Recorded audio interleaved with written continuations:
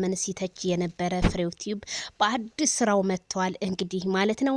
ይሄ እንግዲህ የሚሆነው ለአብርሽና ለሩታ ነው ትረከው ብለው ብዙዎቹ ኮሜንታተሮች መጻፋቸው ታወቀ። ፍሬው ቲዩብ እንግዲህ ተማርኳል ማለት ነው። እንኳን በሰላም ወደ ትረካ ገባህልን ብለናል።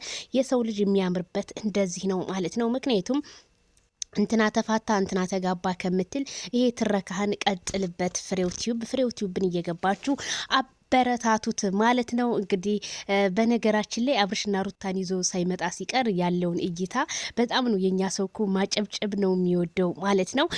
ብታበረታቱት መልካምነት፣ ቅንነት ለራስ ነው እላለሁኝ። ታዲያ ፍሬው ቲዩብ እንግዲህ ለብዙ ወራታት በጣም ብዙ አብርሃምን ሲሰድብ የነበረና እንዲሁም እነ ትክክልን ሲያደንቅ የነበረ ዛሬ ከነ ትክክል ወጥቶ ወደ ግሬስ እውነተኛ ፋሚሊ መቀላቀልህ እኛም ደስ ብሎናል ማለት ነው።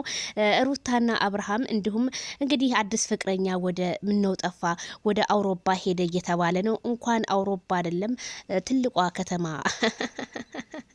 መርካቶ ገበያም ራሱ መገኘቱን እሱ ይወቅ ማለት ነው። ምክንያቱም የሩታ አፍቃሪ በህዝቡ ዘንድ ተወዳጅነትን ተቀባይነት አላገኘም። ተቀባይነት ስላላገኘ ነው አዲስ የጠፋው እንጂ ለምን ጠፋ፣ ለምን ውጥን ተጀምሮ ሳይጨርሰው ጠፋ እያሉ አንዳንድ እህቶቻችንም ጥያቄ ቢያመለክቱም ግን አዲስ እንደወጣ ነው የቀረው። ምንም የተመለሰው ነገር የለም። ይሄንን ሰሞን እያየ ነው አይደለም።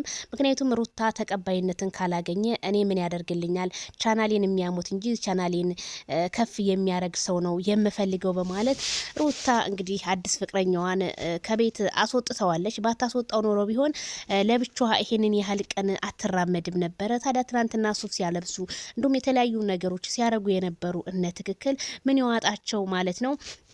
ሩታና አብርሃም እንግዲህ ማይሎቭ እየተባባሉ እየተሳሳሙ እየተቀቃቀፉ ምናምን ነገር ነው ማለት ነው። ያው ህዝቡ በጣም ነው ተጽዕኖ የፈጠረበት። ትናንትና ተጣልተው ሲሰዳደቡ፣ ዛሬ ደግሞ ተቃቅፈው ሲመጡ፣ ትናንትና ደግሞ ባልጋቢ ስናያቸው እኛ ግራ ገባን፣ ለመፍረድም ቸገረን ቢሉም ግን አብርሃምና ሩታ ጆሮ ዳባ ልበስ ብለው የሚሰሩትን ነገር ዛሬም ምንም አይበግረንም በማለት ሊያቆሙት አልቻለም። ያው በመካከላቸው ሄርሜላ ከረሜላም አለችበት። እሱ ምንድነው እንግዲህ ሄርሜላ ቤት ገዝቼልሃለሁ እዛ ቤት መኖር አለብህ ነው። ሩታ ደግሞ ከዚህ ከቤት ከሆቴሉ አልወጣም ነው። ዛሬ ቡጡቡጡ እንደሚቀጥል ባለሙሉ ተስፋ ነኝ። ምክንያቱም ሩታ ትመጣለች፣ ከዛ ጃኮሲ ይጫወቱብናል ማለት ነው።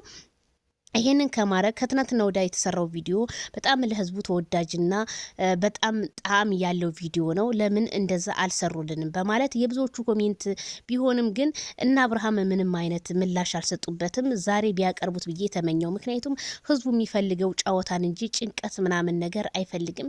ጭንቀት በሽታ ነው። እህት ወንድሞቼ፣ ስንቶቹ በተለያየ ሀገራቶች ላይ ራሳቸውን እያጠፉ የተለያየ ነገር እየሆኑ ያሉት በተለያየ አስመሳይና ከሃዲ ሰዎች መሆኑን ትናንትና እንግዲህ በነ ሀቢበ ቤት በጣም አንድታችን ራሷን አጥፍታ ነው የሞተችው። እሱ ምንድነው እንግዲህ ወንድ ከድቷት ነው። ባካችሁቶቼ ወንድ ቢሄድ ወንድ ይመጣል በአናቱ ይተከል ብላችሁ ለምን ራሳችሁን ኢንጆይ አታረጉም ማለት ነው። ራሳችሁን ኢንጆይ ካላረጋችሁ የለፋችሁት 8 9 10 ከዛም በላይ አመታት የለፋችሁት ንብረታችሁ ውድምድም ብሎ እነሱ እንግዲህ የቆመ ሰው ይበለዋል፣ የሞተ ሰው ደግሞ ቀና ብሎ ማያይ ማፈር ይበለዋል ማለት ነው። እና ቤተሰቦቼ እባካችሁ ከዚህ ነገር ብትጠነቀቁ እንደኔ መልካም ነው እላለሁኝ ማለት ነው።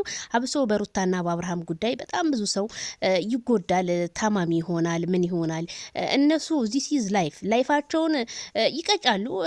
አየር ላይ ደግሞ ያለው ሰው እንደተናደደ ብዙ ነገር እንደሆነ ይጠብቃል። ግን ይሄ ነገር ለምን እንደዚህ ሆነ የኛም ጥያቄ ቢሆንም ግን የሚመልስ ምላሽ ነገር የለውም። ስለዚህ ፍሬው ቲዩብ ይሄንን ነገር ምንም አልዋጥ ሲለው እኛም እንግዲህ ያው አንዳንድ ነገሮችን ናገረው ፍሬው ቲዩብ ወደ ራሴ ትረካ ብተርክ ይሻለኛል እንጂ ምንም ታሪክ የሌለውን ነገር ለትውልድ የማያስተምረውን ነገር ባላቀርብ ይሻላል በማለት እንግዲህ መልእክቱን አስተላልፎ ታሪኩን እየዘገበ ይገኛል ማለት ነው። ፍሬው ቲዩብ በእንደዚህ አይነት ስታይል መንጣቱ ጥሩ ነው ላንተ። ምክንያቱም አንደኛ ሀገር ላይ ሆነ የተለያዩ ነገሮችን መስራት ትችላለህ።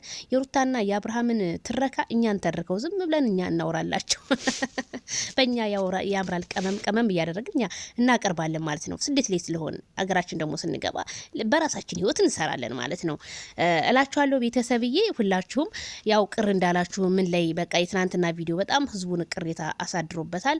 እንግዲህ እስኪ አብርሃምና ሩታ መልካም ነገራቸውን አይፖስቱልንም። መጥፎ ነገራቸውን ነው የምትሏላችሁ። እሱን የምገድፋችኋለሁ። መጥፎ ነገር ነው የሚፖስተው እንጂ መልካም ነገር ለምን ራቀ ግሬስ ፋሚሊ ውስጥ? የኛም ጥያቄ ነው። አብርሃምና ሩታ ወደ ራሳቸው ተመልሰው የምናይበትን ሰዓት ያንጣልላለሁ። ላይክ፣ ሸር፣ ሰብስክራይብ ፍሬው ቲዩብን ባይ ባይ።